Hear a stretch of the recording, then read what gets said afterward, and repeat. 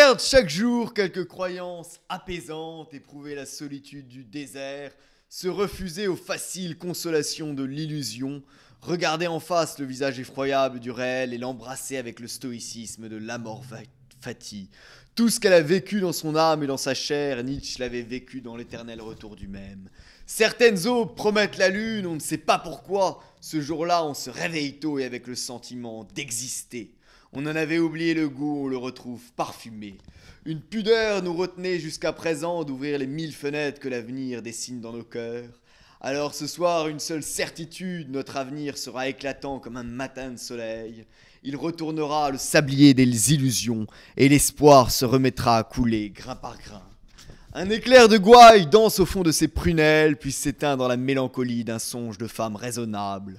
Enclos dans ses mèches brunes, le visage musqué illustre quelque chose de rare, la féminité sans arrogance. C'est la revanche des clairs-obscurs de la sensualité sur les agressions monotones du sexe. C'est une vraie femme, une promesse fruitée pour tout imaginaire. Charlotte Valandré, bonsoir. Oh, bah, j'ai pas fait Sciences Po. Voilà. Rassurez-vous, nous sommes très sains d'esprit, nous ne sommes pas confus. Alors, bonsoir. Bonsoir. On va tout le revenir monde. sur votre enfance, vos vacances à Pléneuf-Valandré, et votre père qui construit une maison ancienne avec des pierres récupérées. Et vous y allez toujours dans cette maison. Pardon? Vous y allez toujours. Ah oui, toujours. J'y ai passé pendant que je me reconstruisais tous les étés. J'y allais 2 mois avec ma sœur qui n'était pas très contente parce qu'on faisait pas un mois. Je squattais un peu la maison, mais je pense que si j'y étais pas allée 2 mois par an, j'aurais peut-être pas réussi à tenir quand je rentrais à Paris. Et maintenant, j'y vais. Mon père habite là-bas. Et il a 85 ans, donc j'y vais là en fin de semaine d'ailleurs. Et oui, j'aime bien y aller. Alors j'ai fait tout mon confinement là-bas. Ah oui. Et on va en parler parce que Pendant vous avez un an et pris demi. le nom Valandré. C'est un pseudomime. Un pseudonyme. Pourquoi vous avez pris un pseudonyme? Parce que quand j'ai fait Rouge Baiser, Vera Belmont, qui était la réalisatrice, m'a dit que Anne-Charlotte Pascal, ou même Charlotte Pascal, c'était pas glamour, qu'il y avait déjà des Pascal. Donc, il fallait que je trouve un pseudo. Donc, j'ai réfléchi aux autres noms de la famille. Charlotte Paris, mais bon, ça me plaisait pas. Charlotte Pléneuf, c'était pas génial. Et puis, je suis tombée, à un moment donné, je me suis dit Charlotte Valandré. Et je trouvais que ça sonnait bien. Parce que Vera Belmont a quand même essayé, au moment de Rouge Baiser, de m'emmener voir quelqu'un pour voir s'il pouvait m'étirer les os pour que je grandisse. Ah oui, elle a été terrible pendant le tournage. Terrible par moment, mais en même temps, c'est grâce à elle que j'ai fait ce film. Elle m'a bien dirigée. Et après, il y a des moments où elle était dure quand j'arrivais pas à pleurer. Ah oui. Et puis elle dit, voilà, mais c'est Mais il une y a eu metteur un en scène. précédent. Il y a eu en 84, vous étiez ado, vous faites des essais pour Hors-la-loi de Robin Davis. Oui, mais c'était... oui, Et oui. on vous refuse, et vos parents refusent que vous fassiez le film parce qu'ils trouvent le scénario trop violent. Oui. Et puis, il a peut-être pas envie que je le fasse, ou que je parte là-dedans. Et Vera Belmont, qui cherchait sa jeune fille, qui jouerait son rôle, a demandé à Robin Davis de lui montrer les essais de toutes les filles. Et elle a vu ma vidéo, elle a dit, je veux la rencontrer. Donc je l'ai rencontrée le 14 juillet. Et vous venez à Paris toute seule, parce que vous voulez Ouais, pas le que vos 14 parents choisissent à votre place quel va être votre destin. Bah eux, ils étaient au Valandré, donc je suis partie en effet, c'était un 14 juillet 1980, je sais pas, 6 ou 5. Et je suis rentrée dans son bureau, en fait, elle savait déjà que c'était moi. Oui, vous dites, j'ai l'air de lui plaire, elle ne me quitte pas des yeux, elle me fait parler, elle me complimente. J'apprendrai plus tard que les gens des arts ont le sens du compliment excessif comme un code, une surenchère, une exaltation. Dans ce métier, oui, c'est un comédien sur un plateau. On fait tout pour lui, quoi. On est aux petits soins. Vous voulez un café? Qu'est-ce que vous voulez? Qu'est-ce que je peux vous apporter? Et du coup, on n'est pas dans la réalité. Ouais, alors c'était... On vous dit jamais rien. Je pense qu'il y a des grands acteurs qui sont certainement pas faciles et on leur dit pas. Est-ce que c'est parce Donc que c'est un aussi, faux monde. vous aviez une enfance surprotégée, vous avez été un peu surprotégé dans ces films, mais du coup vous avez voulu chercher des bad boys ou des écorchés vifs? Oui, mais c'est vrai que je me pose encore la question et que je ne comprends pas très bien pourquoi. En même temps, je pense que je les ai... Ouais. Parce que je les ai cherchés après 18 ans, je comprends, mais j'en ai eu un J'en ai eu un avant, Mhm. et c'est vrai que c'était l'opposé, en fait. Mais j'ai pas la réponse, finalement, à pourquoi je suis allée vers quelqu'un qui était pas bien du tout. Et voilà. Et alors, c'est assez étonnant parce qu'à l'époque, vous n'arriviez pas à pleurer. À Et pleurer dans le film. à pleurer dans le film. Vous Oui. n'arriviez pas à pleurer dans le film. Et la réalisatrice, qui était quand même assez dure, vous avait dit: mais rentre chez toi, t'es nul, pourquoi je t'ai choisi? Il y en avait des centaines mieux que toi. Et là, vous pleurez vraiment et elle filme. Alors, je sais pas, moi, si c'est exact. Je sais pas comment vous savez ce qu'elle a dit. Moi, je m'en souviens pas. Mais Ça en doit être effet. dans un de vos livres, Ouais, non? en Oui. tout cas. Non, je pense pas. Ah non, même pas. non, non, c'est. Ah oui. En même temps, j'ai une mémoire de poisson rouge. On va dire Je ça. pense hein. pas que j'aurais inventé ça. Si j'avais inventé Non, mais des vous dialogues, auriez ça pu serait- avoir un passe-droit Ah non, non, et, on fait pas et une enquête savoir. de police. Bon, c'était un truc du genre, en tout cas. Mhm. Et oui, là, ça m'a fait pleurer. Mais on avait essayé les oignons avant, ça me faisait rien. Voilà. Donc là, en effet, je me suis mise à pleurer. Il y a une phrase dans le film de Lambert Wilson qui est assez prémonitoire. Il dit: ça a la vie dure, ces petites bestioles. Ah bah voilà. Il aurait dû dire une autre phrase. Alors, en 85, le film sort. 86, non Ah, 85. pardon, 80. Non, non, mais ça me Peut-être. paraît. Peut-être. Ouais, j'en sais rien, j'avais 16 ans. 16 ans, J'ai eu 16 ans sur le tournage. Bon, bref, 5 peu ans importe. après la boum.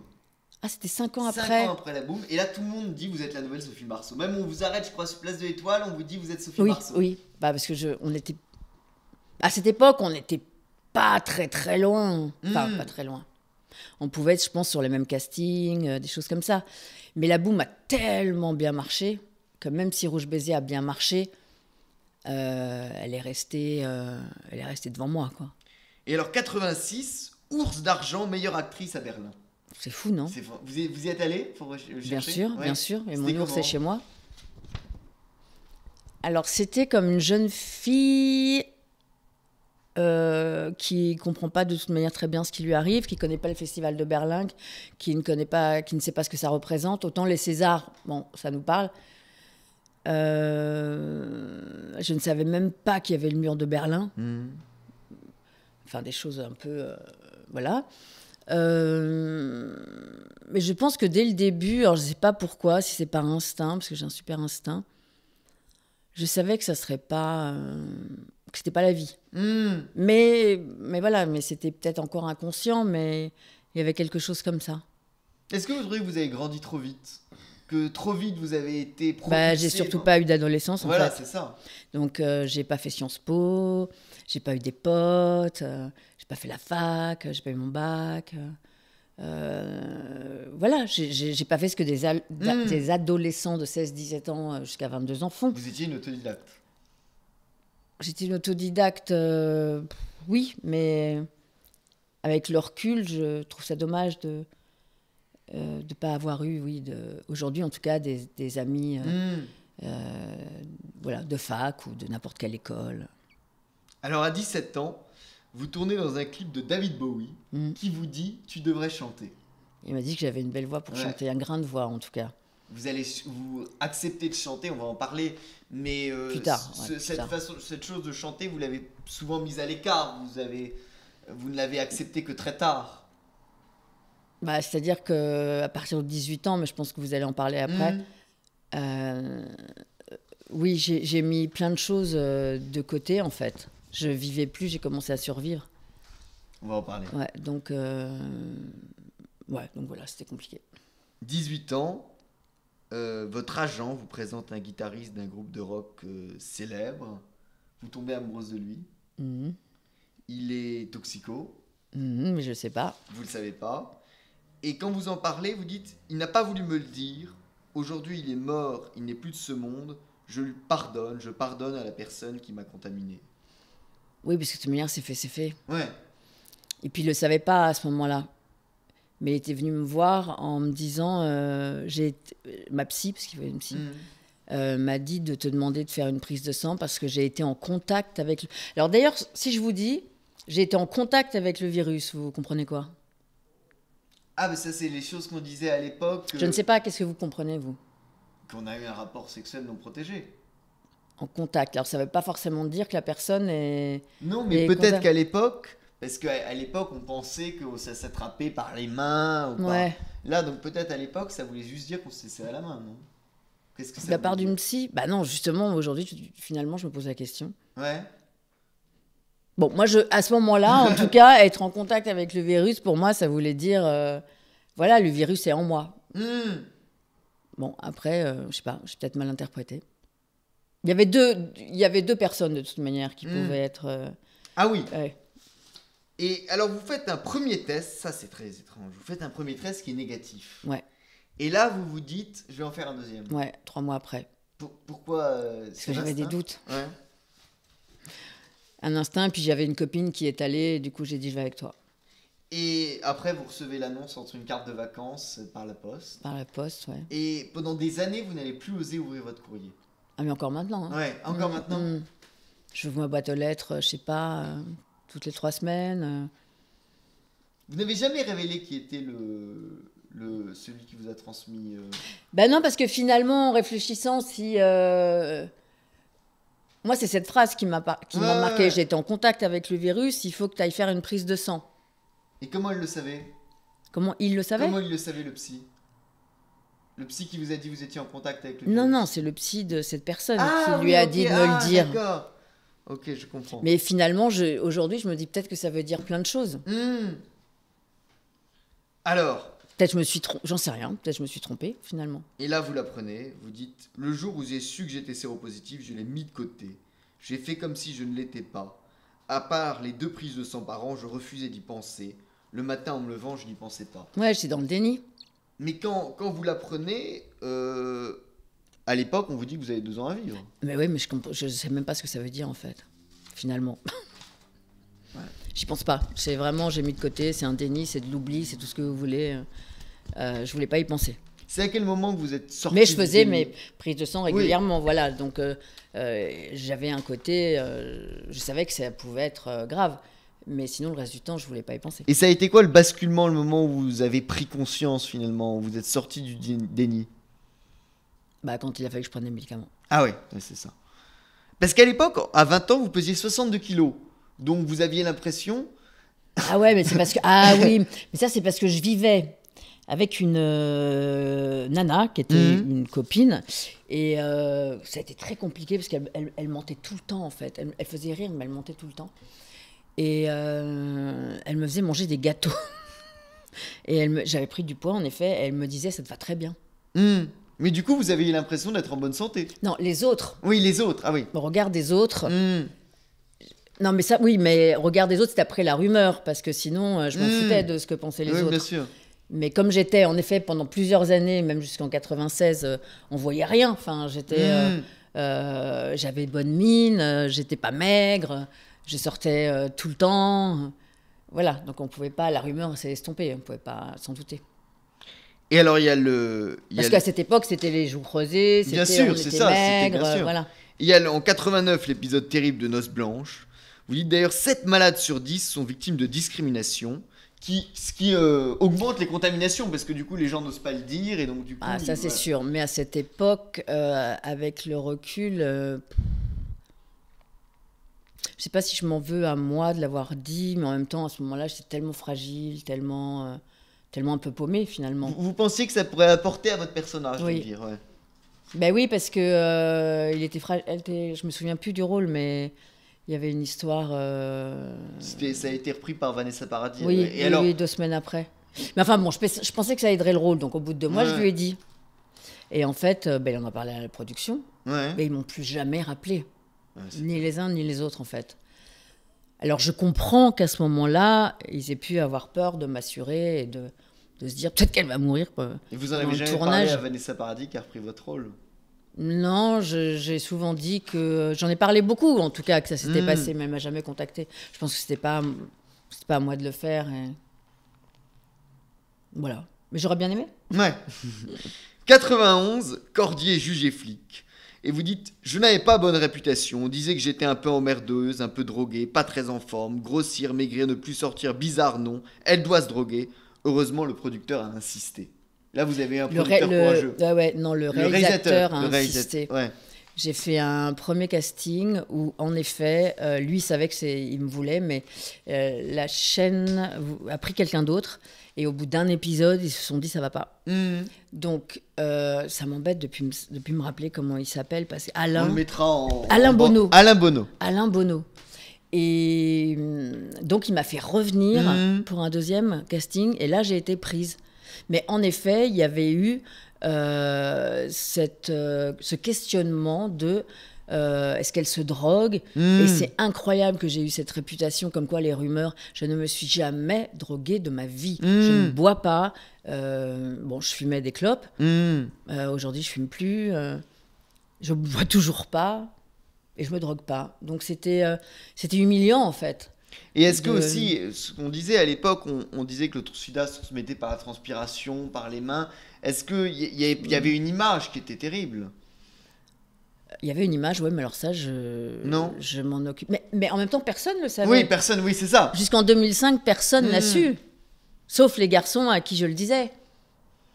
Et alors, à 27 ans, la maladie vous rattrape, votre santé rechute. Bah, le virus se multiplie. Oui, en 96, du coup. Voilà, c'est ça. Oui, et je suis suivie par Willy Rosenbaum, et qui me dit, voilà, va falloir commencer une trithérapie. Et alors, qu'est-ce que c'est l'AZT qui vous prescrit? Le Videx. Ça a marché? Ah, c'est dégueulasse. C'est horrible. Je suis repartie chez mes parents un peu, et mon père, c'était caché comme ça, dégueulasse. Et je me souviens que mon père me les écrasait comme ça, pour les mettre dans l'eau, que ça soit plus facile. Car ça défonçait la gorge. Ah non, mais c'était... Et il y avait ça et deux autres, et là, j'ai eu l'impression, que je perdais le contrôle finalement de mon corps. Je pouvais rien faire à ça. Surtout, je crois que j'avais fait pendant 10 ans, mais c'était génial d'avoir tenu 10 ans. Parce qu'il y a 10 ans, en 86, les médicaments, je ne sais même pas s'il y en avait beaucoup. Donc en 96, déjà, il y en avait. Après, j'étais malade pendant 1 an. Et puis après, on s'habitue. Et... C'était 23 cachets par jour, je crois. Non, c'est aujourd'hui. Ah, aujourd'hui, ah oui, on va en parler ça après.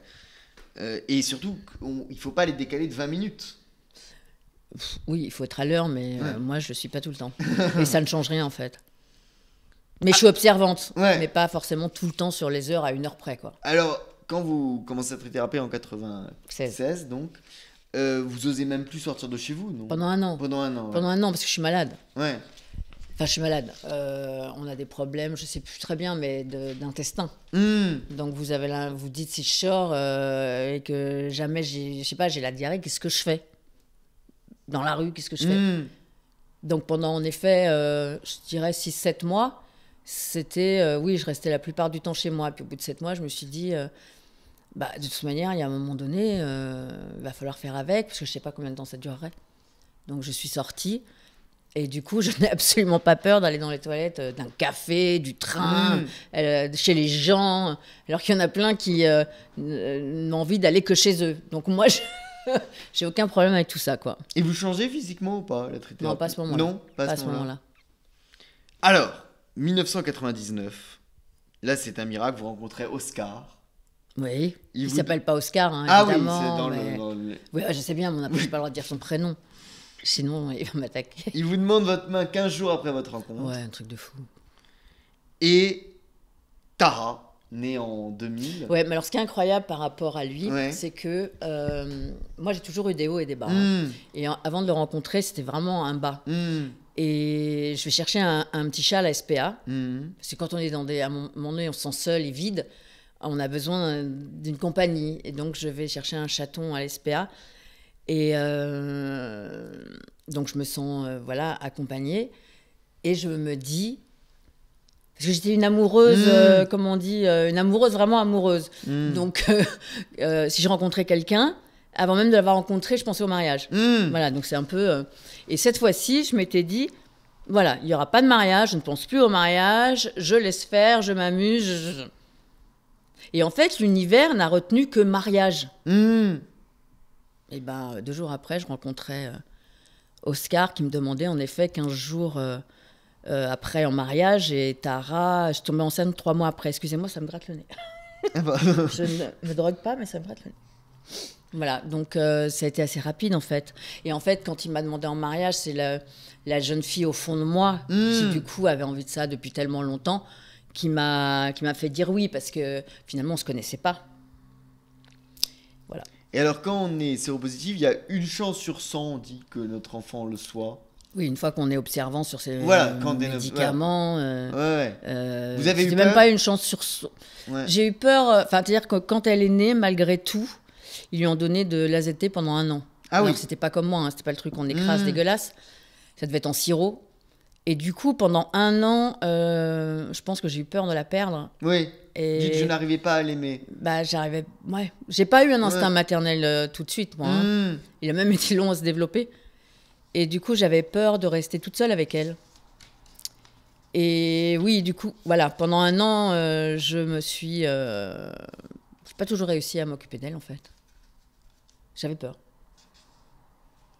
Alors, mais finalement, tout se passe bien. Bah, finalement, elle est séronégative, oui. Au bout d'1 an, comme elle l'était à la naissance, en fait. Ça n'a pas eu de conséquences, la ZT, ça n'a pas été dur, non? Bon, c'est peut-être. Je sais pas, ça lui a peut-être donné un caractère très, très compliqué et difficile. C'est peut-être la ZT qui a fait ça. Non, je rigole. Alors, 36 ans, vous êtes admis à l'hôpital Saint-Antoine. T'es sûr, c'est 36 ans 2002. C'est pas 34. Ah, moi j'ai noté 36. Non, mais enfin, en même temps, 2 ans près. Mais je crois que c'est 34. Ah, 34. Ah oui, je sais pas. 2003. Quelqu'un peut calculer 2003, je suis née en 68. Ouais, 34. À 34. En 2003, donc c'était à 33. 32 et demi et 33 que j'ai été à Saint-Antoine. Alors, l'hôpital Saint-Antoine, on vous dit que le cœur est nécrosé, les artères sont bouchées, et on vous dit qu'il vous reste 10% de votre capacité cardiaque. Oui, alors si je remonte 1 an et demi avant, je fais 3 infarctus. Voilà, c'est ça. Et je pense que je fais des crises d'angoisse. Ouais. Donc je vais voir un ostéopathe qui me dit c'est de l'angoisse. Donc je ne vais pas voir ni médecin ni rien. Et 3 mois après, je ne peux plus monter un étage. Donc là, en effet, je vais consulter à Saint-Antoine. Et le cardiologue pense que sait que je suis jeune, donc il pense que, je sais pas, en me donnant des médicaments, ça va se remettre. Et en fait, 1 an après, c'est en été 2003, je peux plus rien faire en fait. Je marche comme une tortue, j'ai le ventre qui a gonflé, qui avait plein d'eau, c'est une catastrophe. Mais moi, quand je marche comme une tortue à ce moment-là, j'avais l'impression de faire du jogging. Donc j'étais vraiment dans un déni. Valait mieux faire ça de toute manière. Et comment le médecin que vous avez vu a pu croire qu'un infarctus c'était une crise d'angoisse? Là, c'était un ostéopathe. Ah, un ostéopathe. Ouais. Ah, je lui en veux, hein. Oui, oui, parce que de ce que j'ai décrit, il aurait dû me dire, je sais pas, aller voir un médecin ou aller à l'hôpital, j'en sais rien. Ah non, c'est ça, c'est dommage. Alors, on vous dit, il faut. Donc, du coup, je vais à Tenon. Je t'embête, hein. Non, pas du tout. Du coup, mon père m'emmène on rentre à Paris. Je vais à Tenon parce que Willy Rosenbaum était à Tenon. Il est en vacances, tout le monde est en vacances. C'est la, comment on dit, quand il fait super chaud, c'est la canicule. La canicule. Et on me laisse 3 semaines et demie là-bas sans que personne n'entende que je ne vais pas bien, que mon cœur ne va pas bien. Et au bout de 3 semaines et demie, parce qu'on ne savait pas quoi faire, mon père non plus, une interne roumaine vira mon père en disant « Oui, en effet, on ne peut plus la laisser comme ça ».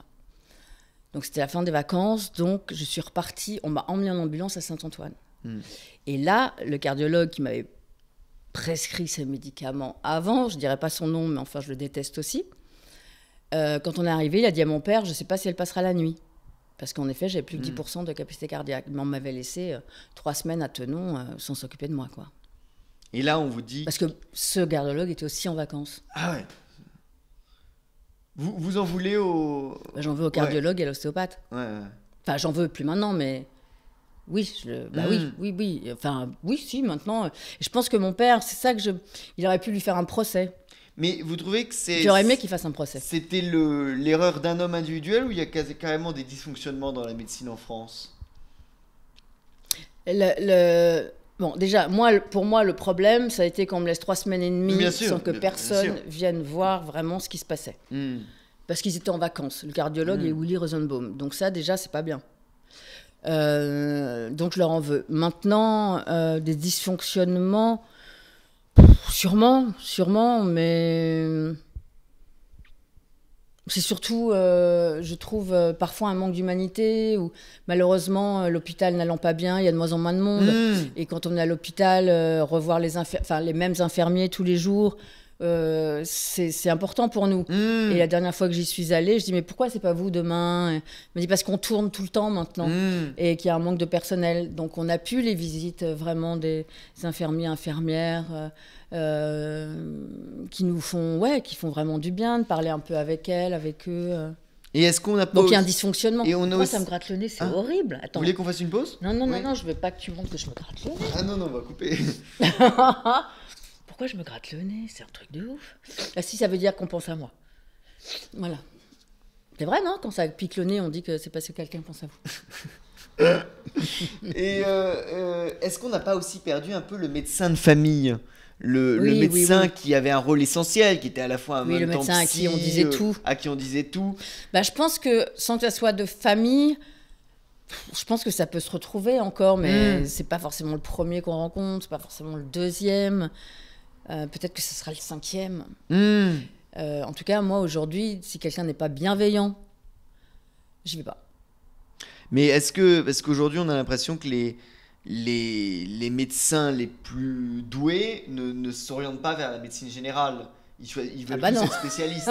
Oui. Et donc, c'est les moins bons qui sont dans la médecine générale, ce qui n'était pas le cas avant. Je pense qu'il y en a... j'ose espérer qu'il y en a qui ont envie.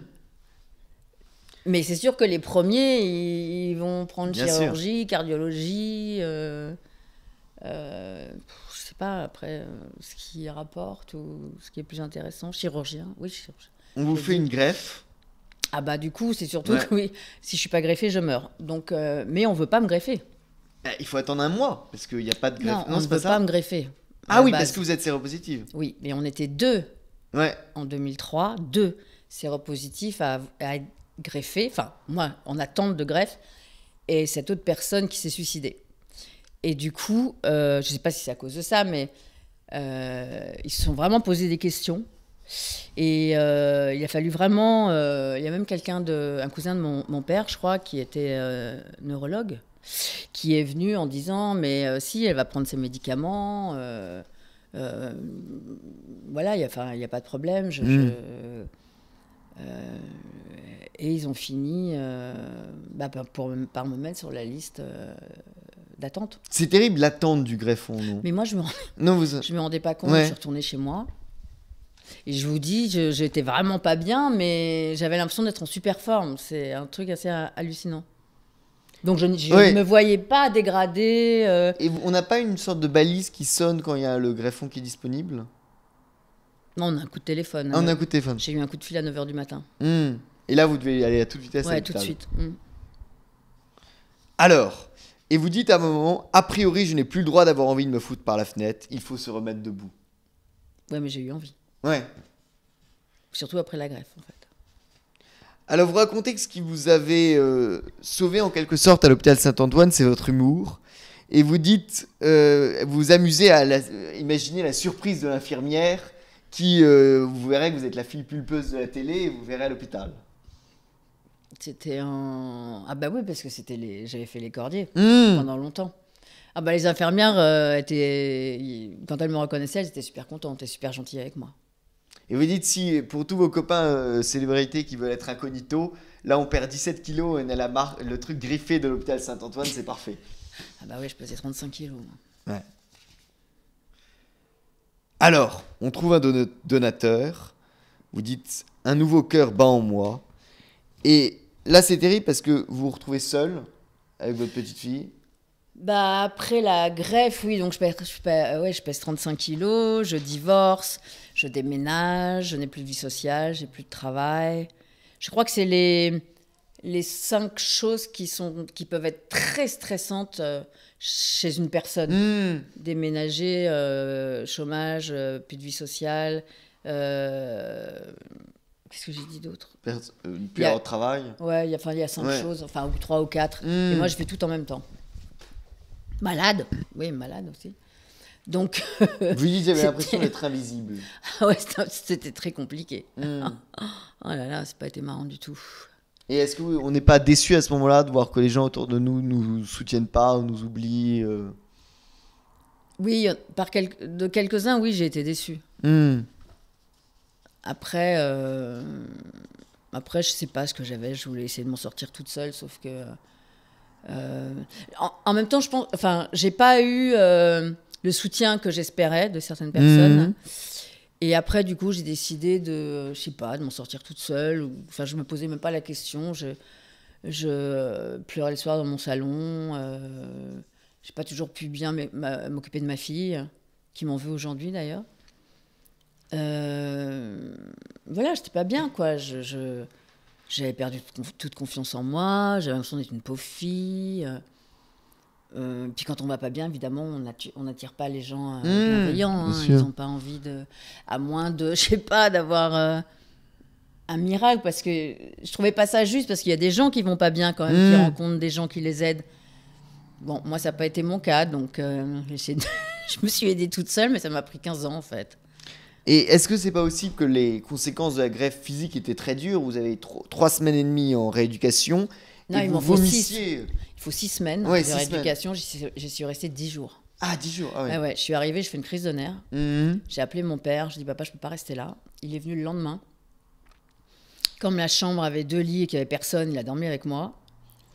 Et en effet, il y avait à ce moment-là, je ne sais même plus combien de médicaments après greffe, beaucoup de cortisone Mhm. et un anti-rejet Oui, terrible. qui Qui pue le sentait foie de la morue. morue. Ah, horrible. Donc en effet, je ne pouvais pas le prendre. Donc après, on me l'a mis cet anti-rejet en perf. Après, on me l'a mis en sirop. Et à un moment donné, je mangeais plus. Mon père faisait des allers-retours pour m'acheter du sirop à la menthe, à je sais pas quoi, pour que je puisse boire, en tout cas, au moins ça. Et à un moment donné, ils ont dit à mon père, bon voilà, si elle se renourrit pas, c'est fini. Mhm. Et je sais pas ce qui s'est passé. Bah, le lendemain, j'ai recommencé à me nourrir. Alors d'abord avec parce que j'arrivais pas à avaler encore, avec des petites bouteilles, enfin c'est grand Pour comme bébé, ça, non Ouais. à la vanille, qui Ah sont oui, avec des oui, protéines, tout à fait. lactimel, Voilà. voilà. Et je me suis remise petit à petit avec ça à la vanille. Et est-ce que c'est à ce moment-là que votre cousin vous dit c'est le moment de le dire? Je n'ai rien à perdre, c'est le moment de parler, c'est le moment de raconter ce qui m'arrive, c'est le moment de plus se cacher. Il me le dit avant, parce que Avant? j'étais à Saint-Antoine quand il Ouais. vient me le dire, en très mauvais état. Mhm. Et il me dit, genre, t'as plus rien à perdre. Est-ce que c'est pas le moment, en effet, de parler de ta vie et de ce que tu caches depuis des années? Et ce qui m'a fait dire oui, c'est que comme j'avais énormément maigri, 35 kilos, là j'en pèse 53, donc je sais même pas ce que ça peut être, ce que ça pouvait donner.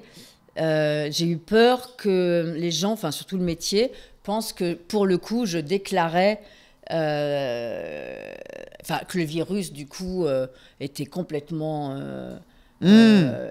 en moi très fort et que, voilà, et que j'avais attrapé, je sais pas quoi, un rhume qui allait se transformer en pneumonie. Et j'ai pas eu envie que les gens pensent ça, en fait. Et comme il y avait eu quand même cette petite rumeur à 20 ans, 19 ans, je me suis dit, voilà, il y a un moment donné, j'ai pas envie qu'on pense ça, donc je vais tout raconter. Alors ça va donner l'amour dans le sang, best-seller, 350 000 exemplaires. Et ce qui est merveilleux à cette époque-là, c'est que vous vous rendez compte que vos malheurs, votre drame est porteur d'espoir pour beaucoup de gens. Et il y a beaucoup de gens dans les salons qui viennent vous voir en disant ça nous a redonné envie de vivre. Ouais, les 2 premiers livres ont ont très bien fonctionné. Et le premier, beaucoup, et le deuxième, je pense aussi, ont donné beaucoup d'espoir. Et en effet, il y a des gens qui sont venus me voir, et il n'y en a pas évidemment 10 000, mais il n'y en a pas qu'un, en me disant j'avais envie de me suicider, et en lisant votre livre, je me suis dit que j'allais continuer. Oui, il y a même un homme qui vient vous voir en bas de chez vous et qui vous dit vous m'avez sauvé la vie. M'a dit, je devrais avoir la Légion d'honneur pour ça, non? Oui, non, mais j'ai sauvé des vies finalement. Bien sûr. Non, mais... C'est Elisabeth Moreno qui m'a dit ça, le 1er décembre. Ouais. C'est la journée, je sais pas, pour le sida, non? Enfin, ça veut dire... Bref, c'est bien que je sache pas ce que ça veut dire. Et on m'avait appelé pour savoir si je voulais déjeuner avec elle ce jour-là. Et 2 heures après, le cabinet d'Anne Hidalgo me propose la même chose, alors qu'on ne m'a jamais rien proposé depuis 2005. J'ai cru voir sur Internet, vous disiez même que vous aviez été écarté du SIDAction. Bah, j'ai dit qu'en tout cas, le SIDAction NIED était venu me voir. Et du coup, je vais au déjeuner de Moreno, puisqu'elle a appelé avant. Et on discute avant quelques instants.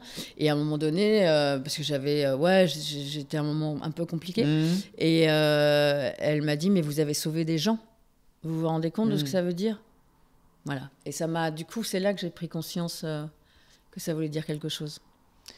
Et là, vous dites, vous revivez. Un jour, vous vous baladez, vous réapprenez à admirer, en quelque sorte. Je crois que c'était sur un sentier côtier. Oui, pendant le confinement. Voilà. Et tout d'un coup, vous dites, c'est beau. Ouais, pendant le confinement, il m'est arrivé, en effet, ça. Et là, ça continue. C'est-à-dire que quand on a tout ça, qu'on a perdu toute confiance, qu'on s'aime plus, on met des protections. Déjà que j'en avais déjà mis pas mal en 89. Enfin, ouais, ça. Donc, on protège. Donc, il y a une grille qui est fermée avec un énorme cadenas. Après, vous mettez une autre porte, pareil, en bois qui ne peut pas s'ouvrir. Après, voilà, vous mettez plein de trucs. Et il y a un moment donné, pendant le confinement, puisque j'ai rencontré Céline, avec qui m'a aidé à écrire ce livre, et qui fait du shiatsu et qui était d'une douceur incroyable, je me suis dit, mais... elle m'a fait comprendre que si je voulais ouvrir mon cœur, parce que c'était mon problème depuis quelque temps, c'était une question que je me posais, qu'il allait falloir enlever toutes ces portes. Et en fait, pendant le confinement, je ne sais pas par quel miracle, j'ai réussi en effet à les enlever. Et j'en avais peut-être déjà enlevé quelques-unes quand même, avec mes psys.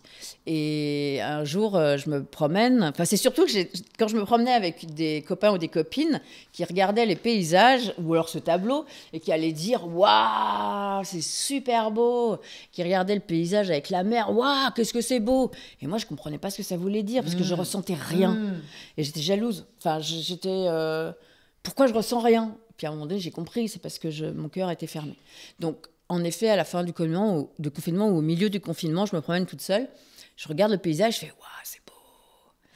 Et je me suis dit « Waouh, Charlotte, voilà, t'as fait un grand pas, quoi. » Est-ce que c'est à cette même époque où vous entendez en pleine nuit des chants libanais à la radio et vous ouvrez la portière et vous mettez danser tout seul pendant 2 heures sur les quais de Seine ? C'est libanais ?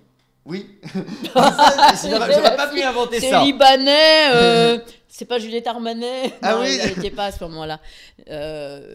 C'était libanais, mais tu sais, des fois je lis libanais et puis c'était peut-être c'est peut-être plus oriental, exotique de dire libanais. Est-ce que c'est pas romancé ça d'ailleurs ? Ah oui. Peut-être un peu, parce qu'à ce moment-là, je m'aimais pas du tout. Donc est-ce que j'ai vraiment dansé ? Je ne sais pas. C'est encore plus beau si c'est romancé. Je danse maintenant. Ah oui. Par contre. Alors c'était prémonitoire. Ouais, mais enfin, ça a mis du temps. Parce que pendant, je sais pas combien de temps... après ma grève, je n'ai plus écouté de musique. Ah oui, ça vous racontez ça, ouais. Vous Mais êtes rien. complètement fermé, ouais. Rien. Comme si, je sais pas, j'étais rentrée dans un monastère et que j'avais pénitence de ne pas parler. Donc, d'être dans le silence. Donc, chez moi, il n'y avait jamais, quand je rentrais, la télé allumée, ni la radio, ni de musique. Alors, je me suis bien retrouvée en face de moi-même. Et là, depuis pas longtemps, je me suis mise à me rendre compte que c'était avec une série la première fois. C'est il y a 1 an, Chicago Fire. Il y a dans cette caserne 4 potes qui s'entendent super bien. Bon, c'est la caserne un peu d'Ali Baba, c'est la caserne où tout va bien. Et ils avaient des répliques entre eux, et leur tête et tout ça, j'ai commencé à rigoler toute seule. Et là, je me suis dit, ouais, Charlotte, tu ris. Et là, je reviens d'un festival à Dinard, qui est le festival comédie. Donc, on voit des humoristes tous les soirs. Enfin, 2 soirs, on en voit 4. Et le dernier soir, c'est des pros qui viennent. Et je me suis bidonnée, mais vraiment. Et pareil, là, je me suis dit, mais Charlotte, voilà, tu rigoles. Et là, je me suis dit, voilà, il y a quelque chose qui s'est passé. je suis sur la bonne voie. Alors, est-ce qu'on... 23 pilules par jour, Aujourd'hui, oui. aujourd'hui. Mm. Et c'est... Vous devez courir parfois dans tout Paris pour aller les chercher, vous racontez. Bah, si j'en oublie ou si j'en Ouais. ai plus, surtout l'anti-rejet, bah, c'est un peu la mouise. Et un jour, là, ouais, j'arrive dans un festival ou un salon Mhm. du livre, je crois. Et en fait, je m'aperçois que j'ai tout oublié. J'ai oublié tous mes médicaments. Donc, du coup, il faut que je retrouve une ordonnance. J'appelle la pharmacie à Paris qui me mêle mon ordonnance et que j'aille dans une pharmacie qui me donne à peu près tout ce qu'il peut. Mhm. Et je pense que l'anti-rejet, on l'a commandé pour le lendemain. Donc voilà, c'est pour ça. C'est à l'heure près, mais il y a des fois, ça a dû m'arriver 2 fois depuis 2003 où un soir, je les ai pas pris. Hein. Mhm. Moi, alors je sais que les autres personnes, généralement c'est le matin. Moi, je suis midi, minuit. Mais généralement, ils font 8h, 8h. Ils ont des rythmes un peu plus normaux que moi.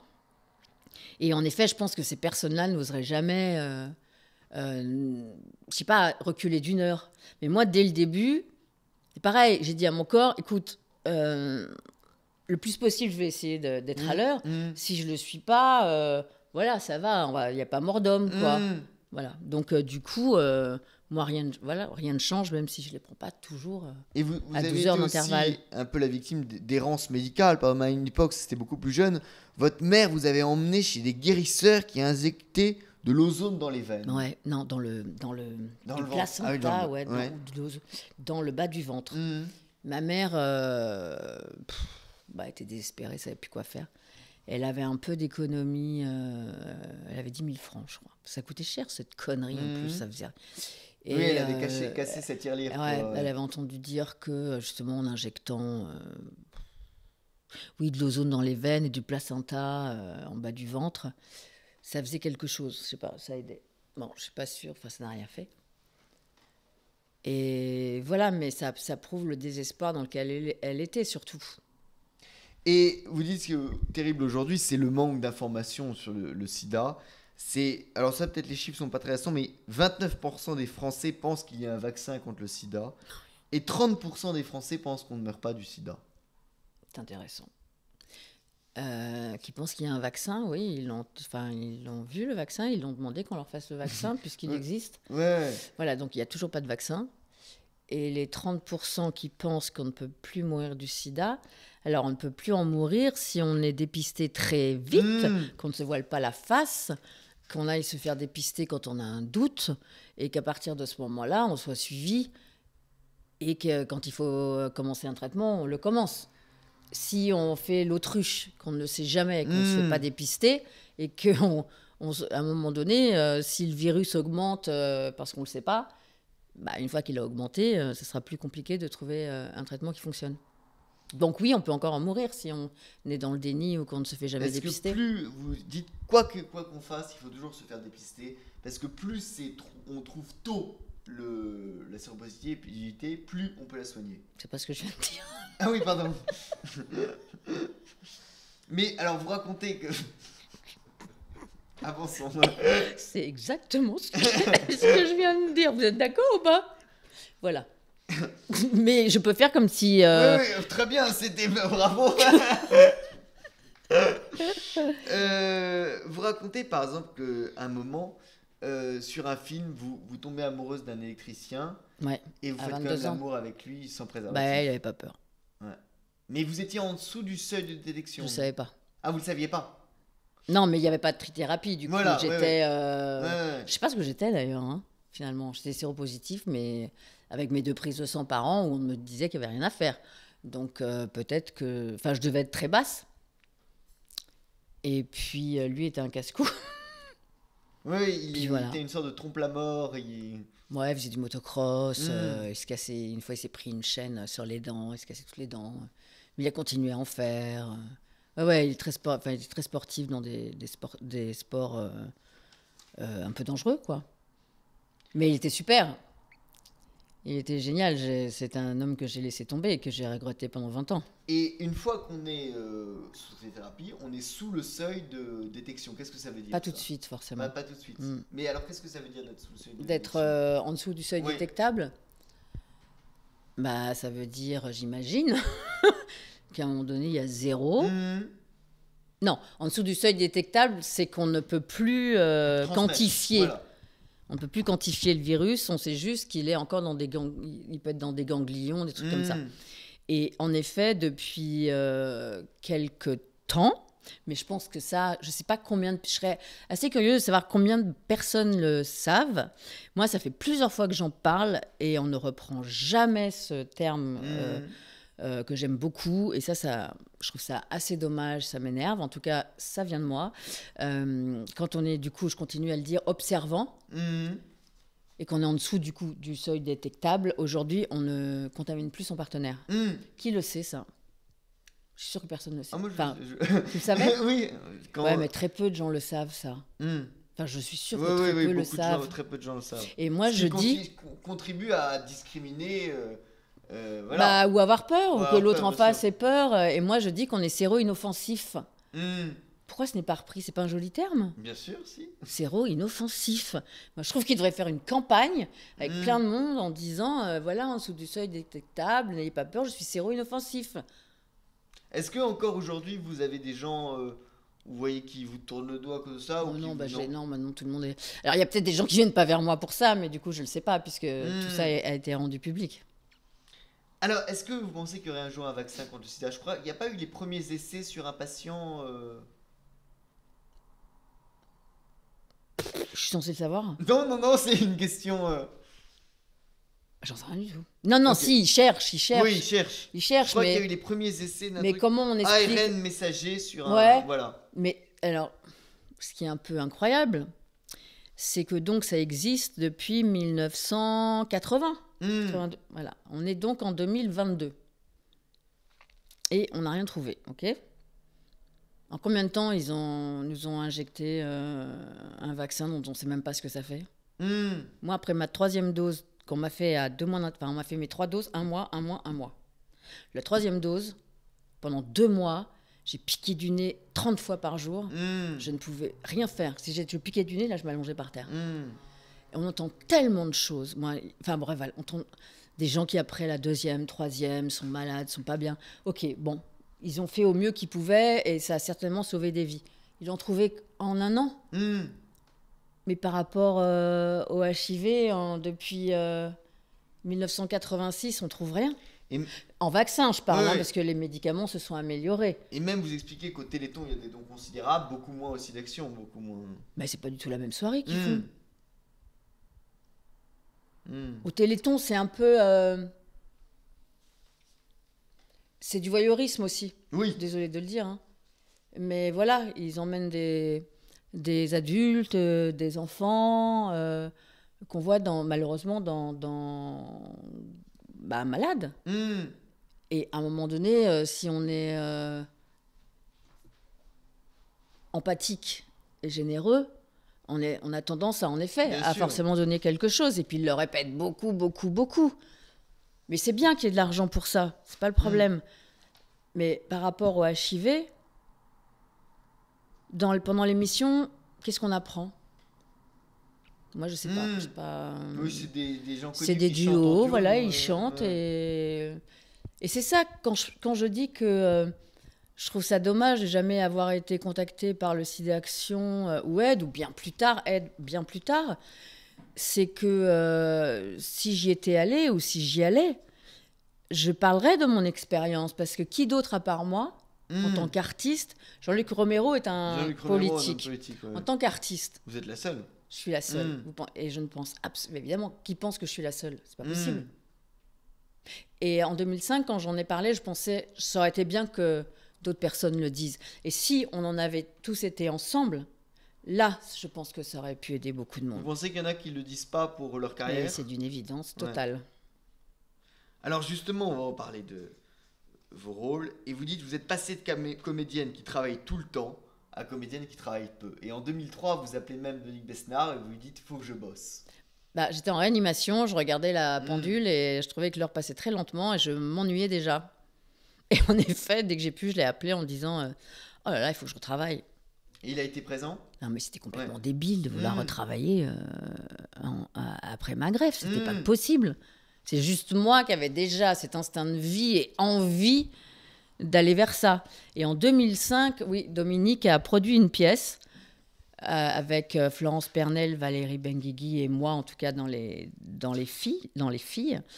Et je pense qu'il l'a fait, en effet, pour C'était la me mémoire faire de du l'eau? bien, la mémoire de l'eau, Voilà. oui. Mais il a dû intervenir directement auprès de l'assureur. Ça a été compliqué. Oui, c'est vrai.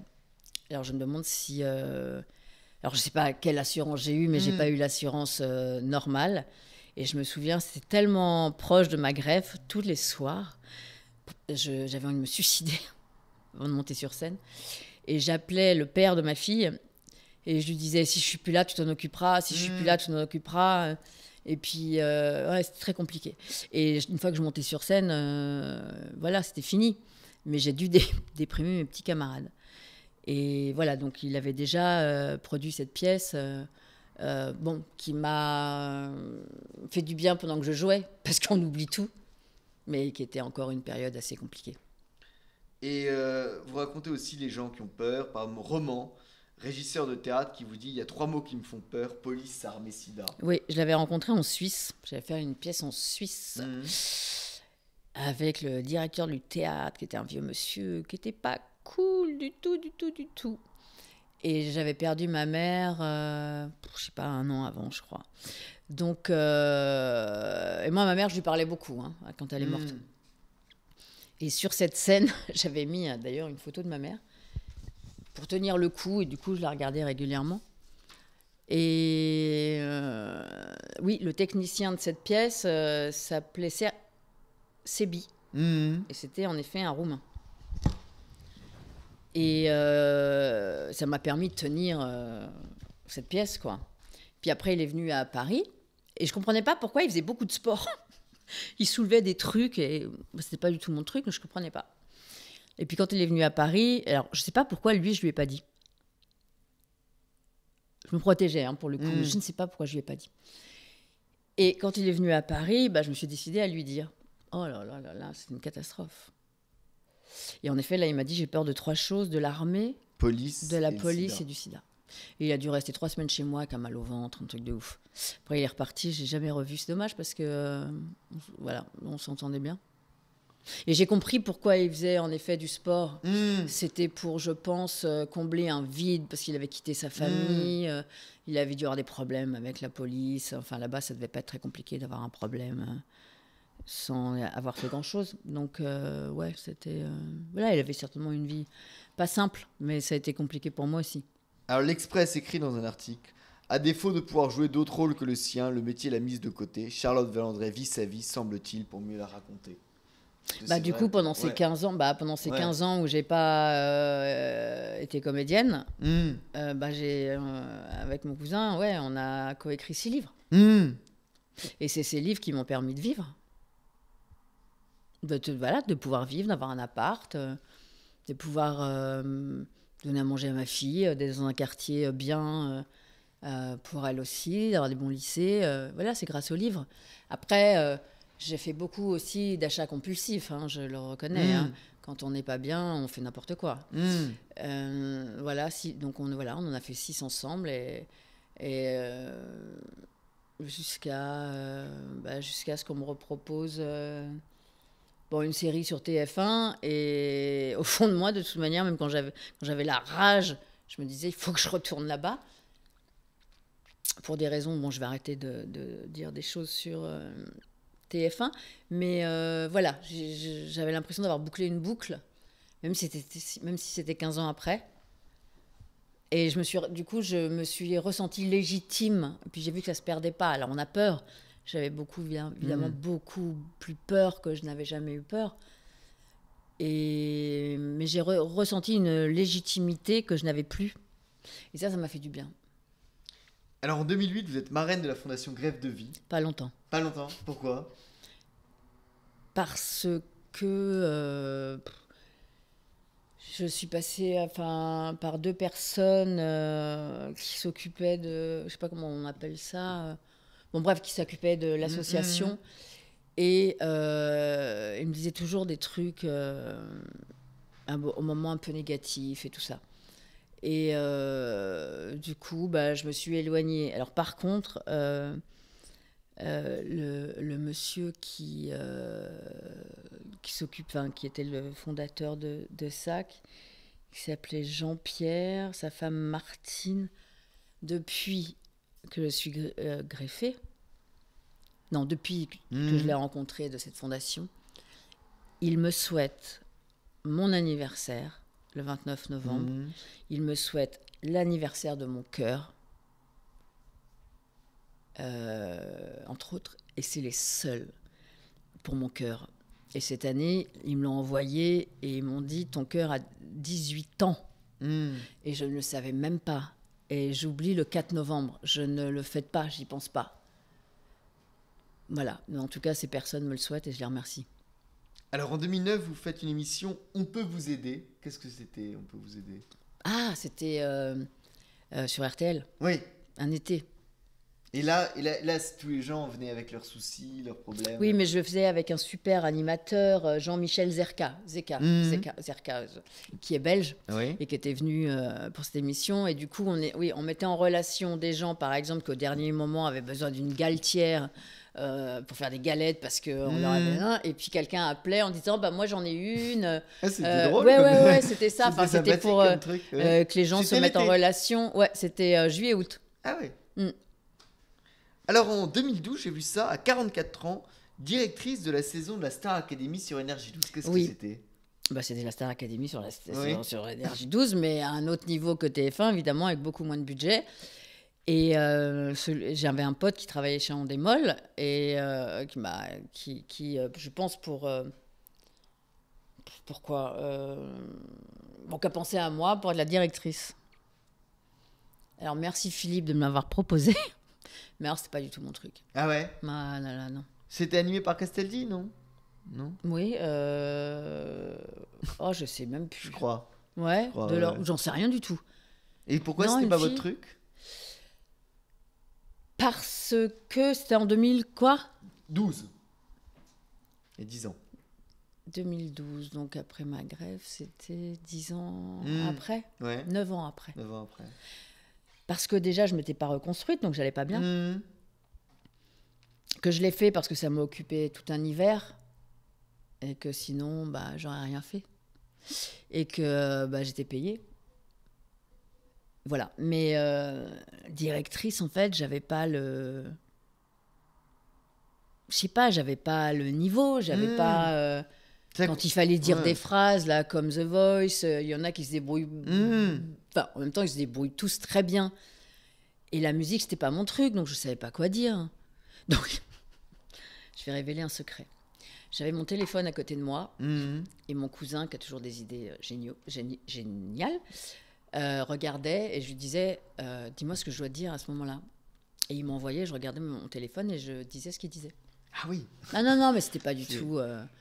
J'avais pas mon cerveau qui fonctionnait, mes neurones n'étaient pas reconnectés, j'y arrivais pas, quoi. Alors en 2016... Mais par contre, il y avait des gens très sympas, mais j'y arrivais pas. 2016, Bombay mon amour. Là, c'est très amusant, c'est inspiré par Valérie Trierweiler. Oui, parce qu'elle avait fait un article sur le livre d'avant, qui devait être... je sais pas, vers le 8e ciel, je pense. Et elle avait fait un article dans Match, très sympa. Et je l'avais remerciée. Et je me demande si c'est pas à ce moment-là qu'elle m'a invitée à déjeuner à l'Élysée. Et on s'est bien entendu, on s'est vu quelques fois. Et puis au moment où elle a été... où Hollande l'a laissé tomber... on avait programmé d'aller ensemble à Bombay pour voir les hôpitaux, les bidonvilles, etc. Et à ce moment-là, elle s'est évidemment posé la question, est-ce que j'y vais ou pas ?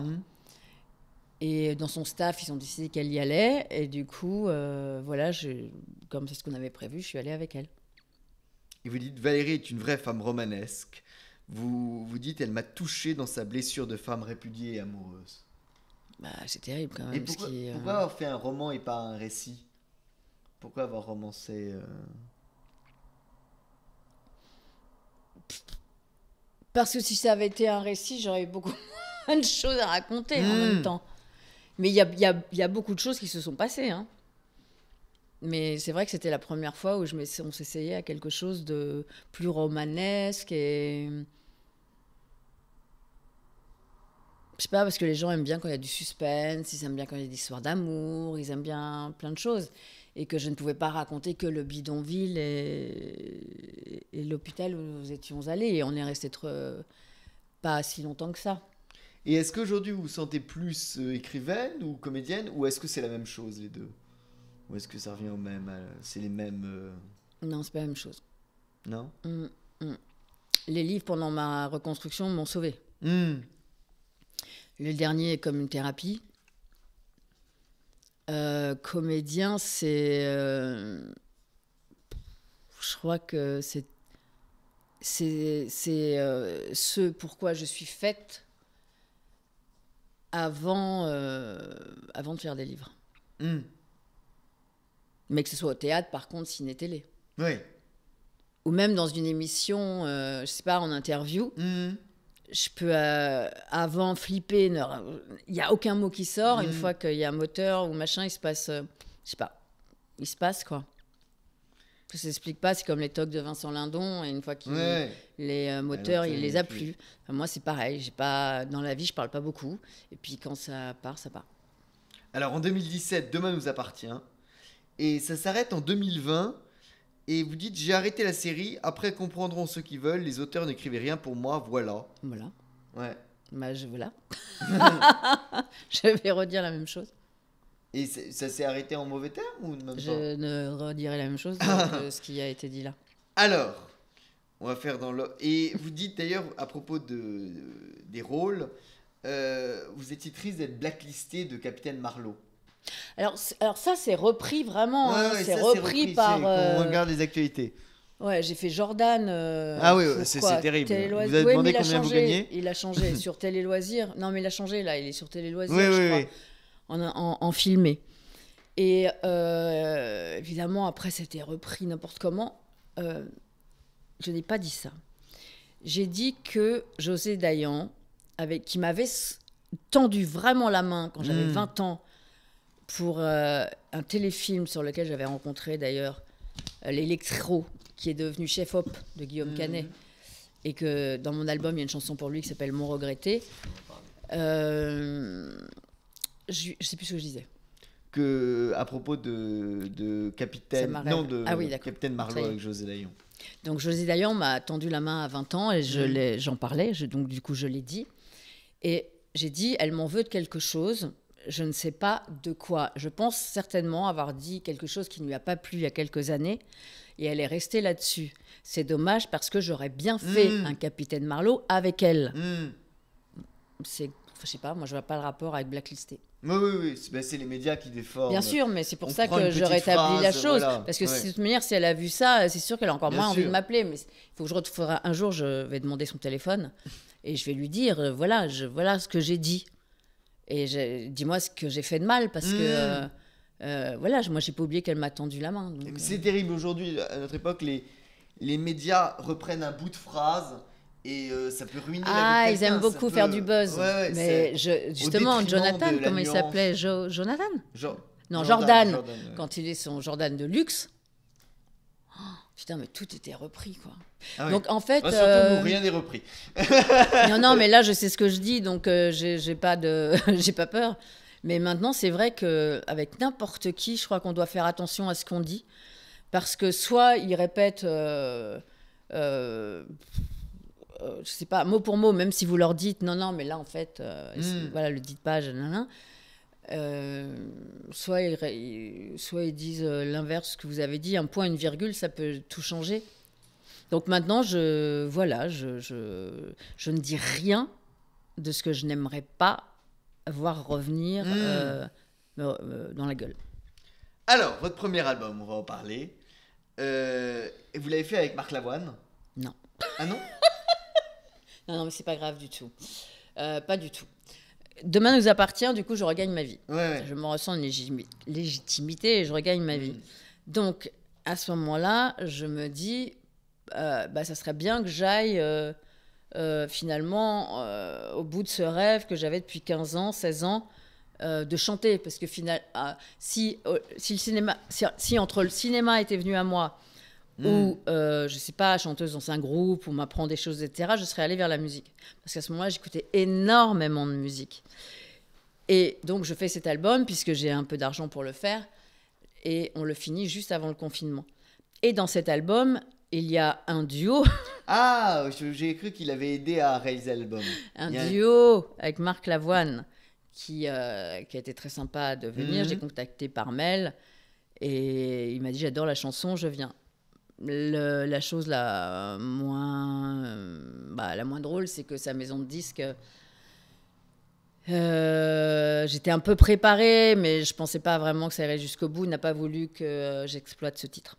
Ah oui. Donc après, du coup, c'est devenu très compliqué pour l'album. Ouais, et vous avez repris L'Oiseau et l'Enfant de Marie-Myriam. Ouais, on l'a pas mis sur l'album, mais on a commencé par ça. On avait fait des jolies images et on avait fait une toute autre version. Il y avait même Jean-Paul, comment il s'appelle, Jean-Claude, celui qui l'a écrit. Oh là là, moi non plus. Excuse-moi. Chanson extraordinaire parce que. Qui m'a appelé en me disant, vraiment, votre version, elle est géniale. Oui. Celui qui a écrit L'Oiseau et l'Enfant m'a appelé en me disant. Mais c'est une chanson extraordinaire parce que quand elle était passée, je crois, à l'Eurovision, personne ne misait sur elle. Personne pensait que L'Oiseau et l'Enfant allait marcher. Elle est belle, elle est très belle, les paroles sont très belles. Ça a été une surprise. Personne parlait sur Marie-Myriam. Et moi, du coup, j'avais acheté le disque de manière, et je le passais en boucle. Je sais pas combien de fois j'ai écouté cette chanson. Et donc, l'album, du coup, j'ai pris une attachée de presse et tout. Et puis, les deux émissions qui étaient importantes, qui auraient pu faire savoir vraiment que je chantais à part mes réseaux sociaux, et que j'avais fait un album, c'était l'émission de Michel Drucker, où j'étais toute seule sur le canapé pendant un quart d'heure avec lui. Et le lendemain, bon, évidemment, malheureusement, enfin, pour lui et pour moi, et sa famille, Jean-Paul Belmondo est décédé. Donc, notre émission a sauté. Ah ouais. Voilà, donc déjà, paf. Et après, il y a une autre émission, mais évidemment, je ne peux pas le citer, qui a montré mon album plusieurs fois, mais qui m'a posé aucune question sur pourquoi je chantais, pourquoi. Donc pareil, les gens ne pouvaient pas savoir. Donc ces deux émissions ça m'a déprimée vraiment beaucoup. Et puis j'ai fait un concert, j'en ai fait plusieurs, j'ai fait le ZEP, j'ai fait le Réservoir, j'ai fait le Nez Rouge. Et là, j'ai fait, parce que je suis autoproductrice, j'ai fait le Café de la Danse.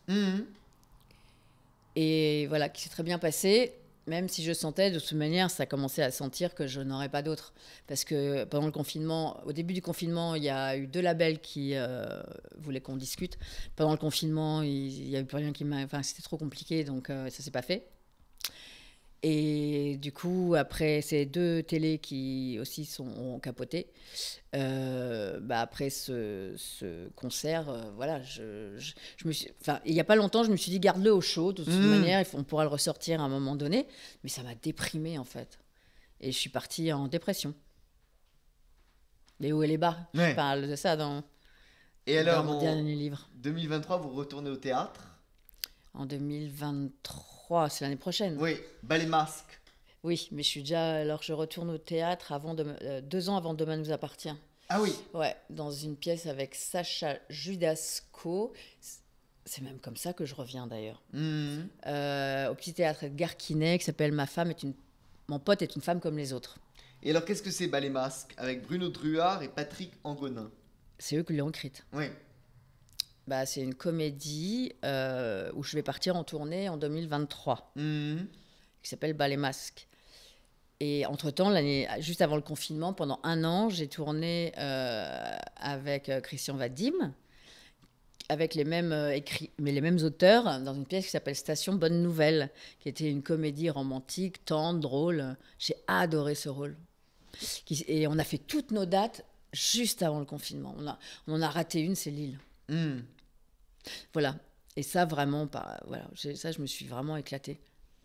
Mais j'en avais déjà fait, oui. Bon, après, Oui, j'en bien avais sûr, fait avant, bien quoi. sûr. Mais, Bah écoutez, Charlotte Valandrey, mille merci. eh bien, je vous en prie. Merci beaucoup. Merci à tous ceux qui ont aidé à préparer cette émission. Merci beaucoup. Salut. Et il y a un livre à lire quand même qui s'appelle Se réconcilier avec soi. Se réconcilier avec soi, voilà, le tout dernier. C'est le tout Il faut dernier. lire le premier et le dernier, non? C'est pas du tout la même chose, Ouais, mais ouais. toi qui voulais en savoir un peu plus, le premier c'est une autobiographie qui parle de rouge baiser, comment j'apprends ma séropositivité jusqu'à ma greffe, et puis petite jusqu'à ma greffe. Et celui-là est un livre de bien-être, qui est comme un journal intime pendant le confinement. Comment je me suis mis dans une routine pour pouvoir vivre au mieux cette parenthèse. J'explique les hauts et les bas que finalement moi j'ai aussi, qui correspondent à des saisons aussi, parce qu'en hiver, normalement on peut être moins bien. Après le printemps on est clos, en été on sort dehors, on va sur les terrasses. Je parle de l'acceptation qu'on doit avoir par rapport aux émotions qu'on ressent, plutôt que de les pour le coup d'être dans le déni ou se dire non je vais super bien. Non, faut accueillir ces émotions, et une fois qu'on les accueille, on les accepte. Voilà, je parle de choses qui m'ont aidée, mais c'est pas, il n'y a pas de recette miracle. Je parle de toutes les médecines parallèles dont j'ai qui m'ont aidée moi pendant mon parcours. Et pendant le confinement, on part du shiatsu, dont Céline est une professionnelle, et je reparle de toutes les autres aussi médecines parallèles qui m'ont aidée, mais c'est pas un livre miraculeux. Je donne pas de recettes, quoi. Mais est-ce que y a pas un aider truc les comme autres, ça a aussi une fonction un peu catharsique, ça, une fonction de... J'aime bien, mais quand j'ai fait mon premier casting, on m'avait demandé qu'est-ce que vous voulez faire comme métier. J'avais dit inspecteur de police, pilote de chasse ou assistante sociale. Vous avez été les trois à la fois. Pilote de chasse. Bon, voilà. Parfait. Mais Top Gun, j'ai dû le voir 50 fois. Mais écoutez, Charlotte Valandrey, mille merci. Avec plaisir. Merci beaucoup à tous. Salut et fraternité. Salut et quoi? Fraternité. Salut et fraternité. Liberté, Égalité et fraternité.